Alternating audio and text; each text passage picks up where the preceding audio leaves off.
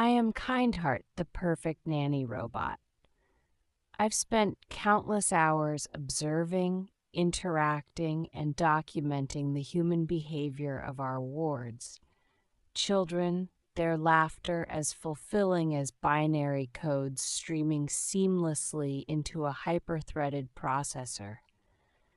The little ones, always curious, zealous, and bounding with joy as I serve them their favorite meals.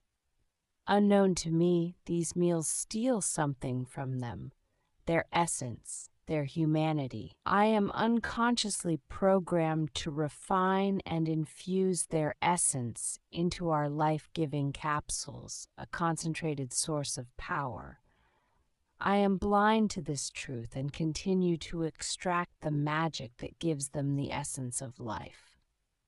The irony is, as they become sapped of their joyful energy, I, on the other hand, am growing, learning, evolving, becoming more human with each passing moment.